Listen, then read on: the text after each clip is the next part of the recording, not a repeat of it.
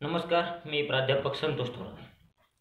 मागील व्हिडिओच्या माध्यमातून आपण प्रकरण क्रमांक 2 ला सुरुवात केली होती आणि त्यापैकी 2 कार्य आपण अभ्यासले. एक प्रथमतः नियोजन आणि दुसरं संघटन. आजच्या या व्हिडिओ लेक्चरच्या माध्यमातून आपण तिसऱ्या कार्याला सुरुवात करतोय, ज्याचं नाव आहे कर्मचारी व्यवस्थापन. बघा, कर्मचारी आणि व्यवस्थापन, कर्मचाऱ्यांचं केलं जाणारं व्यवस्थापन. सुरुवातीच्या काळात कर्मचारी व्यवस्थापन नावाची संकल्पना नव्हती. कर्मचाऱ्यांची भरती प्रक्रिया असेल किंवा त्यांना कामं रुजू करून घेण्याची प्रक्रिया असेल, त्याचबरोबर त्यांच्या कामावरून होणाऱ्या बदल्या असतील, कामाच्या ठिकाणी त्यांच्या होणाऱ्या नेमणुका असतील, त्याचबरोबर त्यांचे वेतन ठरवण्याची प्रक्रिया असेल, त्यांना शिक्षण प्रशिक्षण देण्याची प्रक्रिया असेल, या सर्व गोष्टी ढोबळपणे, अंदाजपंचे किंवा योग्य वेळ वाटेल त्यावेळेस केल्या जायच्या. परंतु त्यासाठी एक निश्चित अशी शास्त्रीय कोणती पद्धत नव्हती. परंतु काळाच्या ओघात नवनवीन संकल्पना, नवनवीन विचार, नवनवीन प्रवाह व्यवसाय संघटनेमध्ये रुजू व्हायला लागले आणि या नवीन प्रवाहापैकी एक प्रवाह हा की कर्मचाऱ्यांची भरती प्रक्रिया, कर्मचाऱ्यांची निवड प्रक्रिया, कर्मचाऱ्यांची नेमणूक प्रक्रिया, शिक्षण आणि प्रशिक्षणाच्या बाबी, या सर्व गोष्टी शास्त्रीय पद्धतीने व्हायला हव्यात आणि त्यातून कर्मचारी व्यवस्थापन नावाची संकल्पना पुढे आलेली दिसते. त्यामुळे आपल्याला आजकाल अनेक व्यवसाय संघटनेमध्ये मनुष्यबळ संसाधन विभाग, ज्याला आपण HR डिपार्टमेंट म्हणतो, ती बघायला मिळतात. HR मॅनेजर असतात की जे ह्या कर्मचारी व्यवस्थापनाची प्रक्रिया किंवा कामकाज पार पाडत असतात. तर या कार्याचा आपल्याला, या तिसऱ्या कार्याचा आपण आता या व्हिडिओच्या माध्यमातून अभ्यास करणार आहोत, ज्याचं नाव आहे कर्मचारी व्यवस्थापन. तर सर्वात प्रथम आपण व्याख्येकडे जाऊयात. कर्मचारी व्यवस्थापन कशाला म्हणावं? पुस्तकात वेगवेगळ्या व्याख्या, त्यापैकी लुथिर गुलिक यांची व्याख्या बऱ्यापैकी सोपी आणि सुटसुटीत वाटते, जी समजायला सोपी होईल. तर सर्वात प्रथम लुथिर गुलिक त्यांच्या व्याख्येत सांगतात, बघा, कर्मचारी व्यवस्थापन हे कर्मचाऱ्यांना आणणे, कर्मचाऱ्यांना प्रशिक्षण देणे आणि कामाची परिस्थिती टिकवून ठेवणे या पूर्णपणे कर्मचाऱ्यांशी निगडीत प्रक्रिया आहे. काय काय सांगितलं त्या व्याख्येत ध्यानात घ्या. सर्वप्रथम कर्मचाऱ्यांना कामावर रुजू करणे, त्यांना प्रशिक्षण देणे आणि संपूर्ण कालावधीत कामाची परिस्थिती टिकवून ठेवणे, याला आपण कर्मचारी व्यवस्थापन म्हणू शकतो, असं लुथिर गुलिक सोप्या भाषेत सांगतात. आणखी सोप्या भाषेत आपल्याला सांगता येईल, कर्मचारी व्यवस्थापन म्हणजे योग्य कामासाठी योग्य व्यक्ती नियुक्त करणे, त्यासाठी त्याला प्रशिक्षण देणे आणि त्याच्याकडून काम करून घेणे, ही प्रक्रिया म्हणजे काय? कर्मचारी व्यवस्थापन. आणखी सोप्या भाषेत आपण त्याला आपापल्या शब्दप्रयोगात किंवा आपल्या आकलनानुसार आपण त्याची व्याख्या करू शकतो. तर एकंदरीत कर्मचारी व्यवस्थापनाची प्रक्रिया म्हणजे कर्मचाऱ्यांना कामावर रुजू करण्याची, त्यांना शिक्षण देण्याची, प्रशिक्षण देण्याची, त्यांची वेतन ठरवण्याची, काळाच्या ओघात त्यांच्या कामाच्या पद्धतीमध्ये आमूलाग्र बदल घडवून आणण्याची आणि एकंदरीत कामासाठी पोषक वातावरण कर्मचाऱ्यांच्या ठायी तयार करण्याची ही प्रक्रिया असल्याचं आपल्याला दिसून येतं. आणि या प्रक्रियेची देखील आता आपल्याला इतर कार्यांप्रमाणे महत्त्व अभ्यासायचे आहे. अतिशय सोपा भाग आहे कर्मचारी व्यवस्थापन हा, आणि त्याचे आपण आता महत्त्व अभ्यासत आहोत. सर्वात पहिलं महत्त्व जे कर्मचारी व्यवस्थापनाबाबत सांगितले ते आहे प्रभावी व्यवस्थापकीय कार्य. प्रभावी व्यवस्थापकीय कार्य व्यवस्थापकीय कार्य आहे, परंतु ते कसं आहे? प्रभावी आहे. तर ध्यानात घ्या, कर्मचारी व्यवस्थापन हे प्रभावी आहे, परंतु तो प्रभाव नेमकी कुणावर पाडतं? तर इतर कार्यांवर पाडतं. व्यवस्थापनाची जी काही इतर कार्य आहे, ज्याच्यामध्ये कर्मचारी व्यवस्थापन सोडलं तर आपल्याला नियोजन सापडतं, संघटन सापडतं, निर्देशन सापडतं, समन्वय सापडतं आणि सरते शेवटी नियंत्रणाची कार्य, ही सर्व इतर व्यवस्थापकीय कार्य आपण म्हणू शकतो. तर या सर्व कार्यांवर प्रभाव पाडण्याची किंवा प्रभाव निर्माण करण्याची क्षमता कर्मचारी व्यवस्थापनामध्ये आहे असं म्हटलं. याला कारण काय? कारण प्रत्येक इतर जी काही कार्य आहे ती मनुष्यबळाच्या म्हणजेच कर्मचाऱ्यांच्या माध्यमातून पार पाडली जातात. मग ती त्यात ते प्रमुख व्यवस्थापक असू द्या किंवा इतर सहकारी कर्मचारी असू द्या, हे सर्व व्यवस्थापक म्हणा किंवा हे सर्व कर्मचारी म्हणा, कर्मचारी व्यवस्थापनाच्या प्रक्रियेतून येतात. जर कर्मचारी व्यवस्थापनाच्या प्रक्रियेमधून जर योग्य त्या ठिकाणी काम करणारे कर्मचारी किंवा व्यवस्थापक जर संबंधित कामासाठी मिळाले नाही किंवा कार्यासाठी मिळाले नाही, तर ते कार्य निश्चितपणे चुकणार किंवा त्या कामामध्ये काहीतरी त्रुटी राहणार, अडचणी राहणार. त्या त्रुटी आणि त्या चुकांमुळे संघटनेची किंवा त्या संबंधित कामाची ध्येय उद्दिष्टे पूर्ण होऊ शकणार नाही किंवा पाहिजे त्या प्रमाणात होऊ शकणार नाही. तर हे होऊ नये यासाठी कर्मचारी व्यवस्थापनाची प्रक्रिया अधिक योग्यतेने किंवा दर्जेदारपणे झाली पाहिजे आणि ती होते. त्यामुळे कर्मचारी व्यवस्थापनाची प्रक्रिया किंवा कर्मचारी व्यवस्थापन हे कार्य इतर कार्यांवर प्रभाव ठेवण्याची क्षमता ठेवतं, असं आपण त्याच्या पहिल्या महत्त्वामध्ये सांगू शकतो की कर्मचारी व्यवस्थापनाच्या प्रक्रियेतून इतर कार्यांना मदत होते, इतर कार्यांची ध्येय उद्दिष्टे सहजरित्या पूर्ण होतात. याला कारण म्हणजे प्रभावी कर्मचारी, चांगले कर्मचारी कर्मचारी व्यवस्थापनातून निवडले जातात आणि संबंधित कामासाठी पुरवले जातात. त्यामुळे कर्मचारी व्यवस्थापन या कार्याचा निश्चितपणे परोक्ष म्हणा अपरोक्ष म्हणा प्रभाव आपल्याला इतर कार्यांवर किंवा इतर कार्यांच्या प्रगतीवर किंवा एकूण दर्जावर दिसून येतो. दुसरं महत्त्व या ठिकाणी सांगितलं ते मानवी संसाधनांचा प्रभावी वापर. कर्मचारी व्यवस्थापन ही प्रक्रिया काय करते? मानवी संसाधनांचा अधिक प्रभावी किंवा अधिक योग्यतेने वापर करते. बघा, कर्मचारी व्यवस्थापन हे कार्य निर्माण होण्यापूर्वी किंवा ते कार्य व्यवस्थापन प्रक्रियेमध्ये समाविष्ट करण्यापूर्वी काय व्हायचं? सुरुवातीला काय असायचं? कर्मचारी भरती प्रक्रिया की आम्हाला 10 कर्मचारी पाहिजे, लोक यायचे, त्यानंतर आपण बघायचो वर्षावर एक अंदाजपंच त्यांची मुलाखत घेतली जायची. तुला हे काम जमेल का? बरं शिकवलं तर जमेल का? तो म्हणायचा हो. मग आपण त्याला त्या कामावर रुजू करायचो. मग तो त्या अंदाजपंच काही दिवस ते कोणाच तरी हाताखाली ते काम शिकायचं आणि नंतर त्या कामावर रुजू व्हायचा. या साऱ्या प्रक्रिया सर्वसाधारणरित्या आपण जुन्या काळापासून ऐकत आलो किंवा काही वेळेस आपण प्रत्यक्षात देखील अनुभवलेलं आहे. परंतु कर्मचारी व्यवस्थापनात असं होत नाही. कर्मचारी व्यवस्थापनात विशिष्ट काम करणाऱ्या कर्मचाऱ्याच्या गुणांची आधी स्पष्टता होते. संबंधित गुणवत्ता, संबंधित शैक्षणिक पात्रता, संबंधित अनुभव प्राप्त व्यक्तीच त्या ठिकाणी कामासाठी नियुक्त करण्याचा प्रयत्न असतो आणि त्या प्रक्रियेतून त्याला जावं लागतं. शिक्षण त्याला घ्यावं लागतं, त्या संबंधीचं प्रशिक्षण त्याला घ्यावं लागतं आणि तदनंतर त्याची त्या कामासाठी नियुक्ती होते. म्हणजे कर्मचारी हा जो काही घटक आहे तो कसाही ओंगाळवाने किंवा कशाही पद्धतीने वापरला जात नाही, तर तो अधिक किफायतशीरपणे, अधिक दर्जेदारपणे आणि अधिक परिणामकारकपणे व्यवस्थापनाच्या प्रक्रियेमध्ये वापरून घेतला जातो. याला कारण म्हणजे कर्मचारी व्यवस्थापनाचा शास्त्रीय दृष्टिकोन. कर्मचारी व्यवस्थापन प्रक्रिया ही अंदाजपणे ढोबळपणे काम करण्यामध्ये कुठेही इंटरेस्टेड किंवा काम करताना तशी दिसत नाही. ती पूर्णपणे शास्त्रीय दृष्टिकोनातून चालते, दर्जानुसार चालते, गुणवत्तेनुसार चालते आणि गुणवत्तेचाच व्यक्ती त्या ठिकाणी कामाला नेमणूक केल्यामुळे त्या व्यक्तीची अधिकची क्षमता, अधिकची गुणवत्तेचा फायदा संघटनेचे काम अधिक दर्जेदारपणे किंवा अधिक गुणवत्तेने करून घेण्यासाठी मदत होते. जर त्या पद्धतीने ती गुणवत्तेधारक व्यक्ती त्या ठिकाणी कामावर रुजू झाला नाही तर त्या कर्मचाऱ्याच्या क्षमतेचा प्रभावीपणे वापर झाला असं आपण म्हणू शकत नाही.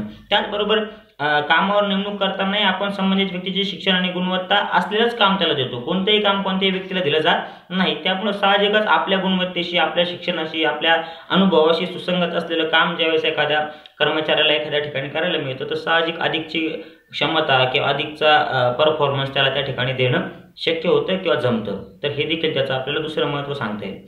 तिसरं महत्त्व त्या ठिकाणी सांगितलंय सहसंबंध निर्माण होतं. बघा, कर्मचाऱ्यांची निवड प्रक्रिया करताना काही गुणांची स्पष्टता किंवा आवश्यक अनुभवाची स्पष्टता, आवश्यक शिक्षणाची स्पष्टता आधीच होते. त्यानुसार त्या कर्मचाऱ्याची निवड होते. त्यानंतर तो ज्या विभागात काम करतो ते विभाग देखील त्याच्या शिक्षण आणि गुणवत्ता आणि अनुभवाशी निगडीत असतो. त्यामुळे ज्या आजूबाजूच्या कर्मचाऱ्याशी तो वावरत असतो किंवा तो त्याचा संबंध येतो ते साधारणतः त्याच्या विचाराशी सुसंगत असतात. म्हणजे अकाउंट डिपार्टमेंटमध्ये काम करणारे लोक ही अकाउंट किंवा त्या हिशोब या विषयाशी सुसंगत आहे किंवा संबंधित आहेत. प्रोडक्शनशी काम करणारे प्रोडक्शनशी संबंधित आहे, परचेसशी काम करणारे परचेसशी आहेत. तर ज्यावेळेस साधारणतः आपण आपल्या विचारांशी सुसंगत लोकांमध्ये वावरत असतो तर साहजिकता एक चांगला रेपो ज्याला मेंटेन होणं म्हणतात किंवा सहसंबंध निर्माण होणं होतं, कोरिलेशन ज्याला आपण म्हणतोय, तर तो त्या ठिकाणी आपसूक क्रिएट होतो. त्याला वेगळे प्रयत्न करावे लागत नाही. ज्यावेळेस आपण आपल्या विचाराशी भिन्न असलेल्या लोकांमध्ये काम करतो त्यावेळेस तो कोरिलेशन किंवा तो सहसंबंध इतक्या लवकर तयार होत नाही किंवा त्या तयार होण्यालाही फारशा अडचणी यायला सुरुवात होतात. इथं मात्र तसं होताना दिसत नाही. साहजिकता आपण आपल्या विचारांशी किंवा आपल्या कामाशी सुसंगत असलेल्या लोकांमध्येच काम करतो. त्यामुळे साहजिकच कामाचं अवलंबित्व म्हणा, वेगवेगळ्या कारणाशी आपलं त्यांच्याशी सहसंबंध टिकवून ठेवणं आपल्याला आपसूक गरजेचं होतं. आपल्याला वारंवार त्यांची मदत घ्यावी लागते, त्यांना आपली घ्यावी लागते. यामुळे एक कोरिलेशन किंवा एक सहसंबंध आपोआप त्या कर्मचाऱ्यांमध्ये किंवा त्यांच्या विभागाअंतर्गत तयार होतो. त्याचबरोबर एका विभागाचं अवलंबित्व दुसऱ्या विभागावर असतं. त्यामुळे देखील कर्मचाऱ्यांना दुसऱ्या विभागाशी जुळून घेणं गरजेचं वाटतं आणि ते जुळून घ्यावं देखील लागतं. त्यामुळे आपोआप सहसंबंधाची निर्मिती होते. हे देखील आपण कर्मचारी व्यवस्थापनाच्या प्रक्रियेतून शिकू शकतो. चौथं महत्त्व त्या ठिकाणी सांगितलं ते आहे मानवी संसाधनाचा विकास. मानव संसाधन सर्वप्रथम ध्यानात घ्या, ज्या वेळेला मी मानव संसाधन म्हणतो त्याचा साधा सरळ सोपा अर्थ आहे कर्मचारी. तर या मानव संसाधनाचा म्हणजे कर्मचाऱ्यांचा विकास होतो असं कर्मचारी व्यवस्थापनाचं महत्त्व सांगितलंय. तर असं नेमकी काय आहे कर्मचारी व्यवस्थापनामध्ये की ज्याच्यामुळे मानव संसाधनाचा म्हणजेच कर्मचाऱ्यांचा विकास होतो ते ध्यानात घ्या. सर्वप्रथम निवड प्रक्रिया कशी आहे? निवड प्रक्रिया ही पूर्णपणे शास्त्रीय आहे की गुणवत्ताधारक, संबंधित शैक्षणिक पात्रता, संबंधित अनुभव असलेलाच व्यक्ती त्या ठिकाणी कामावर येतो. त्यामुळे सर्वात प्रथम काय की गुणवत्ता असलेला व्यक्ती येतो, त्यामुळे विकासास आपोआप चालना मिळते. ज्यावेळेस मला माझ्या विचारांशी, माझ्या शिक्षणाशी, अनुभवाशी निगडीत काम मिळतं, त्यावेळेस साहजिकता मी माझी कल्पकता त्या ठिकाणी वापरायला लागतो. मला आपसूक त्या ठिकाणी माझा विकास व्हायला सुरुवात होते. दुसरी गोष्ट, मला माझी निवड झाल्यानंतर मला थेट कामावर रुजू केलं जात नाही. तर कर्मचारी व्यवस्थापनामध्ये प्रशिक्षणाची सोय, तुम्ही शिक्षण घेतलेलं आहे, तुम्ही अनुभव घेतलेला आहे, तुमच्याकडे ती गुणवत्ता आहे, मान्य आहे, परंतु तरीही तुम्हाला आपल्या कंपनीचं किंवा आपल्या संघटनेचं जे काम आहे त्या कामाचं प्रशिक्षण दिलंच जातं का, जेणेकरून त्या कामाची आणि तुमच्या पुस्तकी ज्ञानाची असलेली जो काही फरक आहे तो मिटवला जाईल. आणि तो फरक मिटवल्यामुळे कामाच्या ठिकाणी अधिक सुदृढ वातावरण, अधिक सुरक्षित वातावरण कर्मचाऱ्यासाठी तयार होतं आणि कर्मचारी कोणत्याही शंका कुशंकाशिवाय त्या ठिकाणी काम करू शकतो. तर ही महत्त्वाची बाब आहे. त्याचबरोबर त्याला वेळच्या वेळी दिलं जाणारं प्रोत्साहन असेल किंवा कामावर रुजू झाल्यानंतर जी काही रिट्रीट प्रोग्राम असतात, ज्याला आपण कमाल कार्यक्षमता शिबिरं म्हणतो, ती भरवली जातात, ज्याच्यामुळे साहजिकच कर्मचाऱ्याला स्वतःची गुणवत्ता, स्वतःची कॅपॅबिलिटी सिद्ध करण्यासाठी वारंवार संधी दिल्या जातात. गुणवत्तेमध्ये वाढ करण्यासाठी देखील पुरेशा संधी त्याला उपलब्ध करून दिल्या जातात. या साऱ्या गोष्टींमुळे कर्मचाऱ्यांचा त्या ठिकाणी विकास होतो आणि ती विकास करण्याची सोय कर्मचारी व्यवस्थापनामध्ये आहे. तर विकास घडवून आणण्याची सोय त्या कर्मचारी व्यवस्थापनामध्ये आहे, असं देखील त्या ठिकाणी मानवी संसाधनांचा विकास घडवून आणणं असं त्या मुद्द्याअंतर्गत सांगितलं. पुढचा जो मुद्दा त्या ठिकाणी सांगितला त्यामध्ये म्हटलंय की तंत्रज्ञान आणि इतर संसाधनांचा प्रभावी वापर. तंत्रज्ञान आणि इतर संसाधनांचा प्रभावी वापर. कर्मचारी व्यवस्थापनामुळे जे काही तंत्रज्ञान तुमच्या संघटनेमध्ये उपयोगात आणलं जातं किंवा इतर जी काही संसाधनं आहे त्या सगळ्या संसाधनांचा आणि तंत्रज्ञानाचा अधिक प्रभावीपणे किंवा अधिक योग्यतेने वापर व्हायला सुरुवात होते असं म्हटलंय. याला पहिलं कारण ध्यानात घ्या की जे तंत्रज्ञान आहे ते तंत्रज्ञान ऑपरेट कसं करावं, वापरावं कसं, याचं ज्ञान त्या कर्मचाऱ्याकडे असतं. ही सर्वात प्रथम बाब. म्हणजे तुम्ही संगणक घेतले आणि संगणकावर काम करण्यासाठी किमान MSCIT धारक व्यक्तीचा असला तर त्याला ते संगणक कसं हाताळावं किंवा त्यातील वेगवेगळी सॉफ्टवेअर्स कशी वापरावीत आणि त्याचा फायदा आपल्या संघटनेसाठी कसा करून घेता येईल याचं त्याला ज्ञान असेल. त्याच्यामुळे जे संगणक हे जे काही तंत्रज्ञान तुमच्या संघटनेमध्ये तुम्ही वापरतात किंवा तुमच्या संघटनेमध्ये उपलब्ध आहे तर ते तंत्रज्ञान अधिक दर्जेदारपणे वापरते. दुसरी गोष्ट, भांडवल असेल, मनुष्यबळ असेल, कच्चा माल असेल, यंत्रसामुग्री असेल, यासारख्या पैसा ज्याला आपण म्हणू शकतो, यासारखी जी काही संसाधनं आहे ही देखील संसाधनं अधिक क्षमतेने वापरता येतात. याला कारण काय, बुद्धिमान गुणवत्ताधारक व्यक्तीची त्या ठिकाणी निवड झाली. ध्यानात घ्या की ज्यावेळेस एखादा व्यक्ती अतिरिक्त आणि उच्च गुणवत्ताधारक किंवा अनुभव प्राप्त असतो त्याला ती संसाधनं अधिक योग्यतेने, ज्याला आपण मास्टरली हँडलिंग रिसोर्सेस म्हणतो, का अतिरिक्त क्षमतेने, अतिरिक्त योग्यतेने तो ती रिसोर्स साधू शकतो. म्हणजे पैसे खर्च करताना त्या अधिक दर्जेदारपणे कसे खर्च होतील, योग्य पद्धतीत कसे खर्च होईल, योग्य ठिकाणी कसे खर्च होईल याची काळजी तो कर्मचारी घ्यायला लागतो. यंत्र हाताळताना ती काळजी तो घेतो.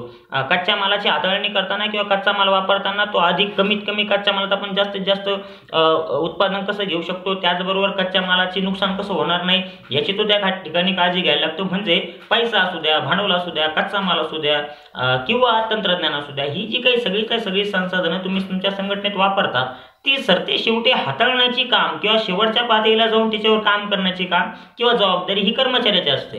त्यामुळे तो कर्मचारी जितका दर्जा, तो कर्मचारी जितका योग्य, तितकी ती संसाधनं अधिक योग्यतेने हाताळली जातील. तो कर्मचारी जितका निकृष्ट दर्जाचा किंवा गुणवत्ताधारक नसलेला असेल तितकी ती संसाधनं अधिक अयोग्यपणे तो हाताळेल आणि त्याचं नुकसान सरते शेवटी संघटनेला स्वीकारावं लागेल.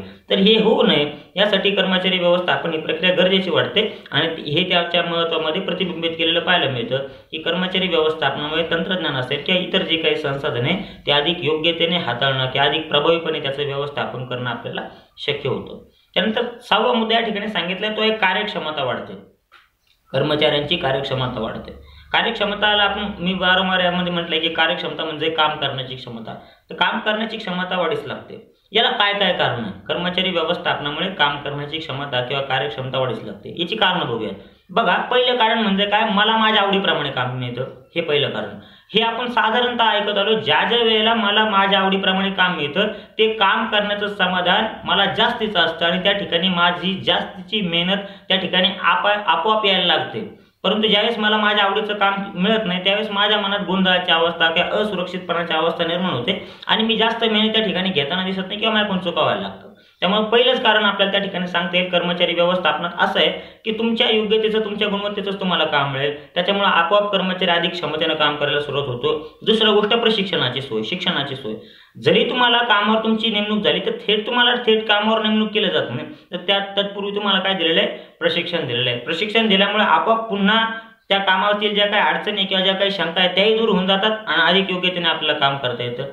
पुढची गोष्ट, कमाल कार्यक्षमता शिबिर. काम करत असताना नंतर काळामध्ये एक पठाराव असतं ते मानसशास्त्रीय सिद्धांतानुसार, की ज्याच्यामध्ये मनुष्याला प्रगती करण्याची अवस्था किंवा प्रगती करण्याची स्थिती माहिती राहत नाही, सरळ पातळीमध्ये तो काम करत असतो, म्हणून त्या अवस्थेला मानसशास्त्रीय सिद्धांतात पठारावस्था म्हणतात, ती येते. आणि ती दूर करण्यासाठी कमाल कार्यक्षमता शिबिरं भरवली जातात, ज्याच्यामध्ये पुन्हा एकदा कर्मचाऱ्याला वेगवेगळ्या शिबिराला किंवा वेगवेगळ्या ज्ञान मिळवण्यासाठी पाठवलं जातं, जेणेकरून ते ज्ञान किंवा ते गुणवत्ता मिळून तो पुन्हा एकदा नव्या जोमानं कामाला लागू शकतो. ही सोय देखील कर्मचारी व्यवस्थापनामध्ये. प्रबलनाची सोय, ज्याला आपण प्रोत्साहनाची म्हणतो, आर्थिक प्रोत्साहन असेल, आर्थिकेतर प्रोत्साहन असेल, या साऱ्या गोष्टी सरते शेवटी कर्मचाऱ्याला बूस्टअप करतात, तो कर्मचारी रिचार्ज करतात आणि कर्मचाऱ्याला अधिक क्षमतेनं, अधिक गुणवत्तेनं काम करण्यासाठी प्रवृत्त करतात किंवा त्या प्रकारची सोय करून देतात. त्याच्यामुळं कर्मचारी व्यवस्थापनामुळे कार्यक्षमता वाढीस लागते, हे देखील त्याचं महत्त्व अधिक स्पष्टपणे अधोरेखित होताना दिसेल. त्या पुढचा मुद्दा सांगितला आहे दीर्घकालीन परिणाम, जास्तीच्या काळाचा परिणाम किंवा जास्तीच्या काळावर परिणाम करण्याची क्षमता. बघा, कर्मचारी हा जो काही घटक आहे हा सर्वात जास्त काळ संघटनेमध्ये असतो असं आपण म्हणू शकतो. याला कारण काय? ध्यानात घ्या, एखादे यंत्र तुम्ही संघटनेत घेतलं तर कदाचित 5-10 वर्षांनी ते यंत्र आपण बदलतो. एखादे कच्चा माल आपण घेतला, तेवढ्या एका प्रोजेक्ट पुरता तो वापरला, तो संपला, या साऱ्या गोष्टी आहेत. परंतु कर्मचारी ज्यावेळेस नियुक्त होतो त्या नियुक्तीपासून निवृत्तीच्या दिनांकापर्यंत तुमच्या संघटनेमध्ये असतो, त्याच्यामुळे तो अधिक योग्यतेचा असला पाहिजे असं फ्रेडरिक टेलर वारंवार त्यांच्या शास्त्रीय व्यवस्थापनाच्या तत्वामध्ये सांगतात. ध्यानात घ्या की एखादा कर्मचारी, समजा तुम्ही वयाच्या 25व्या वर्षी तुमच्या संघटनेमध्ये तुम्ही नियुक्त केला आणि 60व्या वर्षी तो रिटायर होतो किंवा निवृत्त होतो असं जर आपण मानलं तर 35 वर्ष तो कर्मचारी तुमच्या संघटनेत राहणार आहे आणि पुढील 35 वर्ष तो तुमच्या संघटनेला सेवा देणार आहे किंवा काम करणार आहे. तर ध्यानात घ्या, ज्यावेळेस तो कर्मचारी निवडताना अधिक गुणवत्तेचा किंवा योग्य निवडला जाईल तर पुढील 35 वर्ष संघटनेला फायदा मिळेल किंवा संघटनेला फायदा होताना दिसेल. परंतु तो कर्मचारी जर चुकीचा निवडला असेल तर मात्र उलट घडेल की कर्मचारीच्या कामामुळे संघटनेला वारंवार अडचणींना सामोरं जावे लागेल. हे व्हायला नको. त्यामुळे दीर्घकालीन परिणाम करणारा घटक आहे. मोठ्या कालखंडापर्यंत तो संघटनेशी निगडीत राहतो, संघटनेशी जोडलेला असतो. त्याच्यामुळं त्याच्या कामाचा जास्तीत जास्त फायदा संघटनेला व्हायला हवा, यासाठी त्याची निवड प्रक्रिया अधिक योग्यतेनं व्हायला हवी.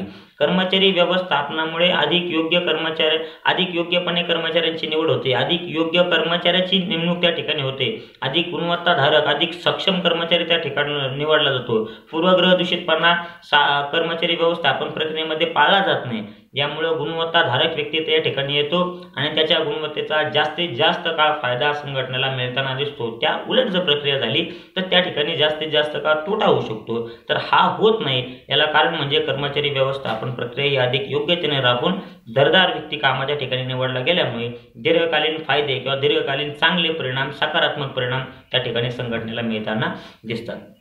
या पुढचा मुद्दा सांगितलाय तो आहे आवश्यक योगदान.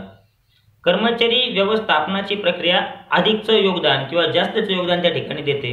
याला कारण म्हणजे कर्मचारी व्यवस्थापनामध्ये कर्मचारी निवडताना त्याचा भविष्यकालीन संबंध संघटनेशी जोडला जातो. आज या व्यक्तीला आपण नियुक्त करतोय, आज या व्यक्तीला आपण काम देतोय, आज या व्यक्तीला आपण आपल्या संघटनेमध्ये सामील करून घेतोय, तर या व्यक्तीच्या गुणवत्तेचा भविष्यात काय काय फायदा होऊ शकतो याची सगळी चर्चा, याचा सगळे निकष तपासून बघितले जातात आणि तदनंतर त्या व्यक्तीला कामाच्या ठिकाणी नियुक्त करून घेतलं जातं.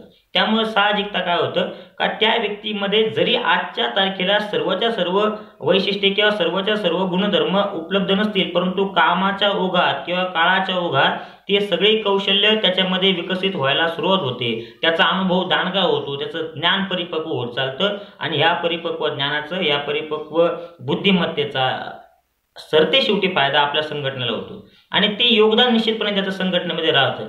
तर ज्या ज्या वेळेला कर्मचारी व्यवस्थापनाची प्रक्रिया आपण राबवत असतो तर फक्त वर्तमानकालीन परिणाम लक्षात घेतला जात नाही, तर भविष्यकालीन किंवा दूरगामी परिणाम देखील आपण लक्षात घेतो का भविष्य काळात या कर्मचाऱ्याचे काय फायदे संघटनेला होऊ शकतात, याच्यावर आपण जे आजच्या तारखेला वर्तमान काळात जी गुंतवणूक करतोय, इन्व्हेस्टमेंट करतोय, ती भविष्य काळात आपल्याला काय रिटर्न देतील, काय परतावा देतील, याचा देखील विचार याची देखील चर्चा कर्मचारी व्यवस्थापनामध्ये किंवा विचारात घेतली जाते. तर ही देखील एक महत्त्वाची बाब आपल्याला सांगता येईल का ज्या ज्या वेळेला आपण कर्मचारी व्यवस्थापन या प्रक्रियेतून कर्मचारी नेमतो तर आपल्याला जे काही अपेक्षित उद्दिष्ट त्याच्यापासून असतात, अपेक्षित जे काही गुणधर्म किंवा अपेक्षित फायदे आपण त्याच्यापासून गृहीत धरतो, ते सगळेच्या सगळे फायदे, त्या सगळ्या फायद्यांचं योगदान तो संघटनेला भविष्यात देऊ शकतो. याला कारण म्हणजे काय, आपण त्याच्या सगळ्या बाबी तपासून बघितलेल्या, त्याच्या गुणवत्ता आपण जोखून बघितलेल्या आहे. मग त्या मौखिक चाचणीनुसार असू द्या, लेखी चाचणीनुसार असू द्या, तर वेगवेगळ्या पातळीतून त्याला आपण काढलेलं आहे, तपासलेलं आहे. आणि त्याच्यामुळे काय होतंय, साधारणतः त्याचं योगदान संघटनेमध्ये जे आपल्याला अभिप्रेत आहे ते निश्चितपणे तो देताना दिसतो. पुढचा मुद्दा सांगितलाय कामाचे समाधान.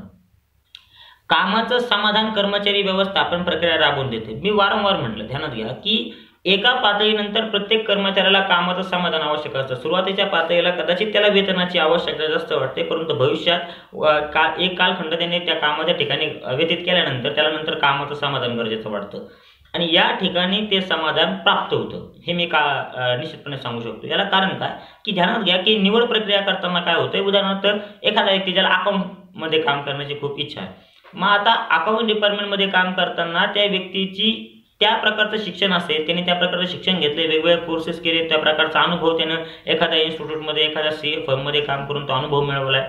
मग आता ज्या वेळेस त्याला प्रत्यक्षात अकाउंटिंग फील्डमध्येच काम करायला मिळतं तर साहजिकच त्या कामाचं त्याला समाधान मिळतं. परंतु अकाउंटिंगमध्ये मोठा काळ व्यतीत केलेल्या व्यक्तीला जर एखाद्यानं परचेस डिपार्टमेंटमध्ये काम करायला सांगितलं आणि त्याला काही अडचणी म्हणा, काही पार्श्वभूमीमुळे ते काम करावं जरी लागलं तर त्या ठिकाणी ते कामाचं त्याला समाधान मिळणार नाही. आर्थिक समाधान कदाचित मिळेल, परंतु मानसिक समाधान जे असतं ते त्याला त्या ठिकाणी मिळू शकत नाही. त्या कर्मचारी व्यवस्थापन ही प्रक्रिया कामाचं समाधान मिळवून देतं, नुसतं आर्थिक नाही तर त्याचबरोबर मानसिक. वेतनाची प्रक्रिया अधिक सुरळीतपणे, अधिक चांगल्या प्रकारची वेतन कर्मचाऱ्यांना त्या प्रक्रियेत देण्याबाबतची भाष्य केल्यामुळे म्हणजे प्रचलित वेतन दर किंवा त्यापेक्षा अधिकचा वेतन दर, वेगवेगळे मेहनताने वेगवेगळे फायदे, कर्मचाऱ्याला प्रोत्साहन त्या ठिकाणी वारंवार कर्मचाऱ्यांना दिलं जातं, ज्यामुळे साधारणतः काय होतं की कर्मचारी अधिक योग्यतेने काम करायला लागतो. याला आर्थिक प्रबलनं, आर्थिकेतर प्रबलनं, आर्थिक प्रबलनं म्हणजे काही वेळेस बोनस दिला जातो, ओव्हर टाईम दिला जातो.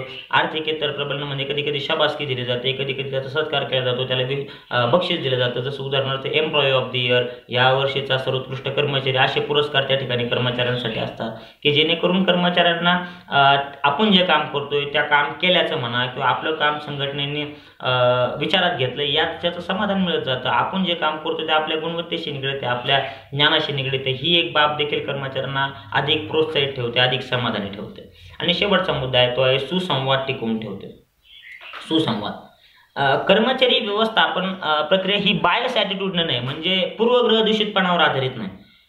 जो कर्मचारी दर्जा आहे, जो कर्मचारी गुणवत्ता सिद्ध करतोय, जो कर्मचारी अधिकचे कष्ट घेतोय, तर साहजिकतः त्या कर्मचाऱ्याला संधीची उपलब्धता करून देण्याची जबाबदारी कर्मचारी व्यवस्थापन प्रक्रिया पार पाडते. संधीची समान उपलब्धता सर्वांनाच आहे, परंतु त्या ग्रॅब कोण करेल, त्या मिळवेल कोण, तो अर्जित कोण करेल, तर जो सर्वाधिक कष्ट घेईल, जो कर्मचारी अधिकची मेहनत घेतोय, जो कर्मचारी जास्तीत जास्त गुणवत्ता वापरतोय, जो कर्मचारी त्याची बुद्धिमत्ता संघटनेच्या हितासाठी खर्च करतोय, तर साहजिकतः त्या कर्मचाऱ्याला संधी मिळते. बायस ॲटिट्यूडवर किंवा पूर्वग्रहितपणावर काम होत नाही. आपल्या जवळच्या कर्मचाऱ्याला जास्त प्राधान्य द्या, त्याला लवकरात लवकर पदोन्नती द्या, त्याला आर्थिक फायदे लवकरात लवकर मिळवून द्या आणि इतर कर्मचाऱ्यांना मात्र त्यातून डावललं, असं होत नाही. याला कारण काय की साधारणतः ही प्रक्रिया पूर्वग्रह दूषितपणा शिवाय पार पाडली जाते किंवा त्या व्यतिरिक्त केली जाते. त्यामुळं काम करणाऱ्या व्यक्तीला प्राधान्य मिळतं. काम करणाऱ्या व्यक्तीला त्याच्या कामाचं कौतुक होतं, त्याने केलेल्या गुणवत्तेबद्दल किंवा त्याने सादर केलेल्या गुणवत्तेबद्दल त्याला आर्थिकरित्या माणसाचं कौतुक होतं.